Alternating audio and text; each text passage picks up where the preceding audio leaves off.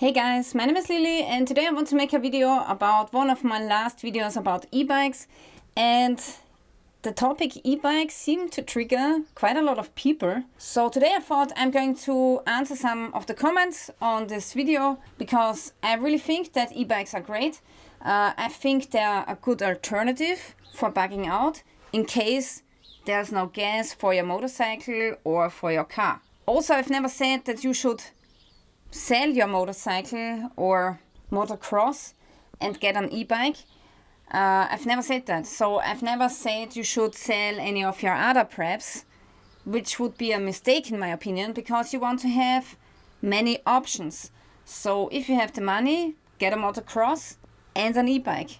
And you can drive the motocross if you have access to gas and diesel. And if something happens to the supply chain with gas and diesel, then you can still get around with an e-bike. And I really love my e-bike. I think it's awesome.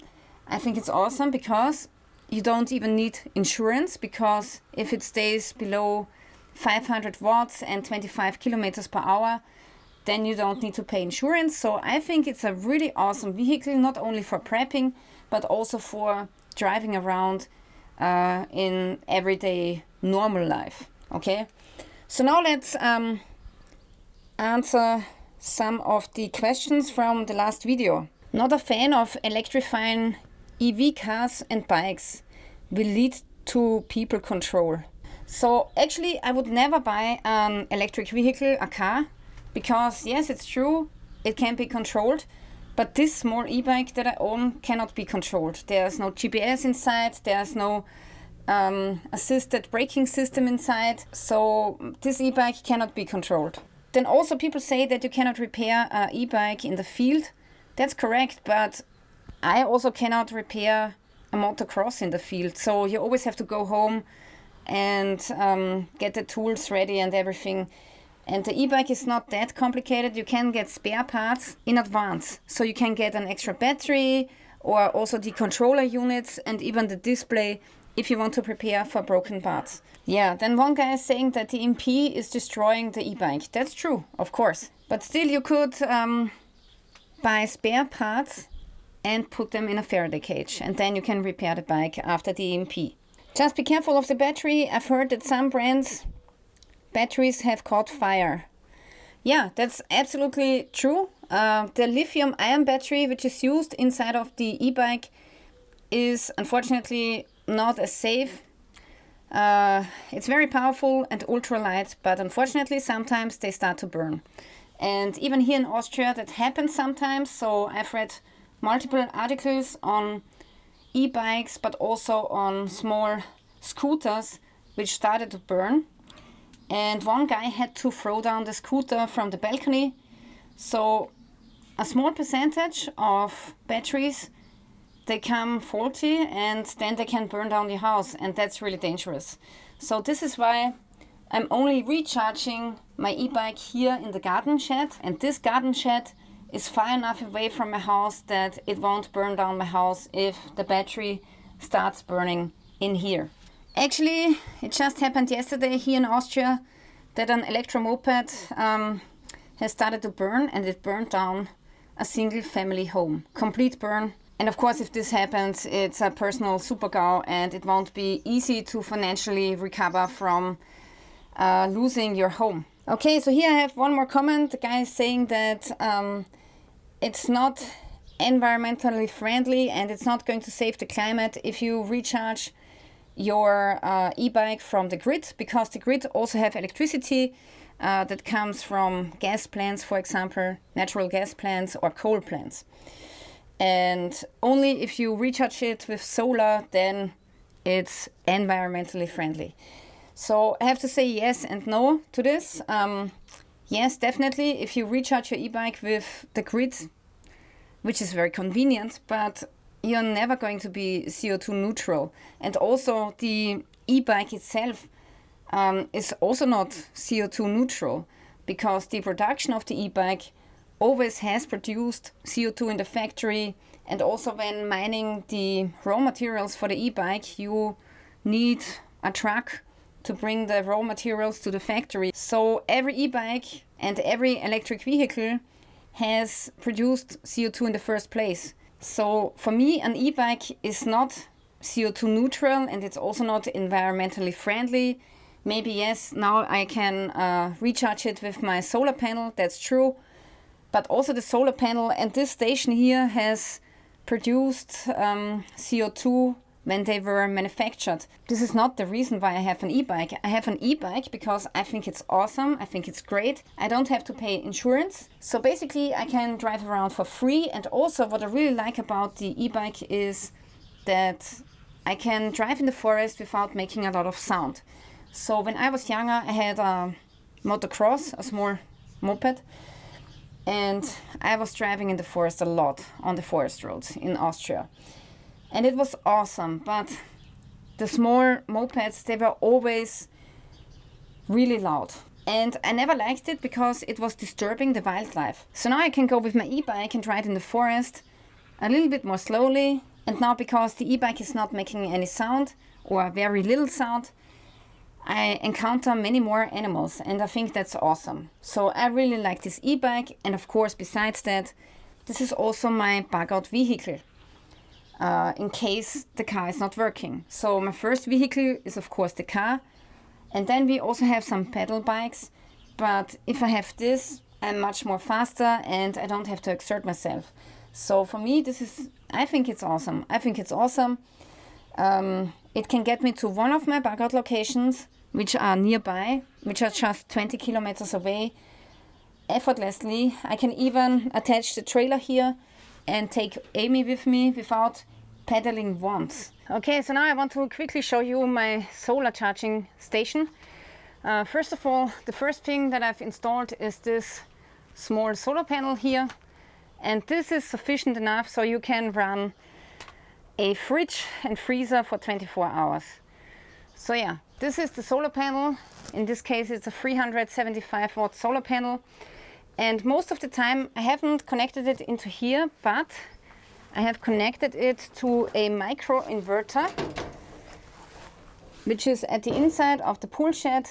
And this is converting the DC current to AC current. So most of the time the solar panel is connected to this micro inverter, and the micro inverter is connected to the grid of my house. So this system is lowering my electricity bill by about 200 to 250 euros a year. So the solar panel and the microinverter, they were not really expensive, and they will pay off this or next year.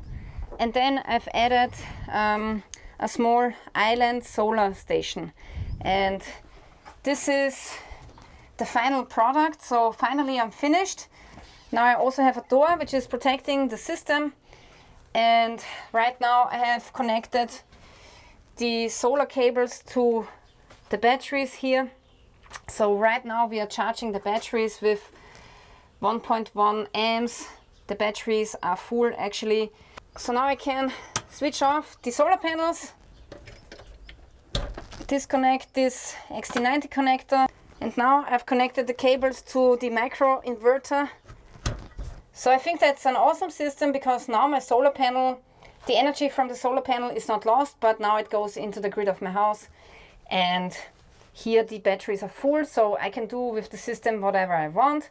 In this case today I want to recharge my e-bike battery. So usually I take it out of the e-bike and then I switch on the system here, and then I just attach my charging unit to the socket. Then also here I have some USB outlets. And then for the last case I want to read this comment here. The words bug out and e-bike don't go together well. Imagine the battery draining and then either having to reload the damn thing or try to cycle against those huge tires and the motor. How big of a solar panel are you gonna take with you? Spoiler, it ain't big enough. Just get a regular bike. Okay, so in case I have to bug out, or in case I have to recharge my bike in the wilderness, I have a solution actually. And the solution is this one. This is a foldable solar panel by the company Off-Grid Track, and it has 220 watts, and this is more than enough to recharge an e-bike. And it's also quite lightweight. So this package here has about 4.5 kilograms, which is 9.9 pounds, I believe.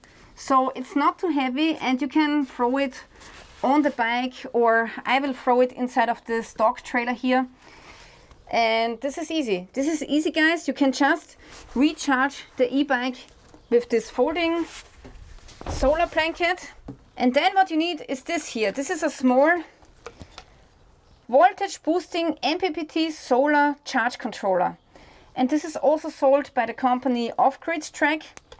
And you plug this into your solar panel, and then this MPPT is going to make the right voltage for your e-bike, which can be programmed apparently. Then here I also got a voltmeter and ampere meter. So they have chargers for all kinds of batteries and e-bikes. You just, if you're interested, go on the website, you contact the customer support, and then they tell you exactly what kind of solar charge controller you need for your type of e-bike. All right, so I've laid out the solar blanket, and it looks really awesome. I have to say, it's a really awesome blanket. So, and underneath here you can see an Anderson plug, and also we have a small USB panel with different charging ports. So you can charge with USB and USB Type-C and DC. So that's really awesome. So anyway, here on this MPPT boost solar charger, you can see this cable goes to the battery and this one goes to the panel. So this goes to the battery, okay? And then this here goes to the solar panel. All right, so I've plugged it in, and now we got a green light here which is saying that the battery is actually full. So now it's not charging anymore. Yeah, that's correct. So 2 weeks ago I have recharged the battery. I didn't use the e-bike because I didn't need it. So the battery is full and it's not charging. So I will have to take a ride with the e-bike and then try out and empty out the battery a little bit. And then I can show you how you can recharge this in the field. But yes, this is how you can recharge an e-bike battery without batteries, big batteries or inverters or big solar charge controllers. This is how you can directly recharge an e-bike battery. You just need a solar blanket and a small MPPT. And this is it, guys. This is the solution. This is the solution for wilderness camping or for bugging out.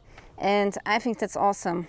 So even if you're not a prepper, and even if you just want to go camping with your e-bike, you just go and drive to your camping location, and then when you're setting up your camp, you can also lay out your solar blanket and recharge your battery so that you have enough of juice to get home again as well. A really awesome solution by the company Off-Grid Track, and I've been working together with them for a long time.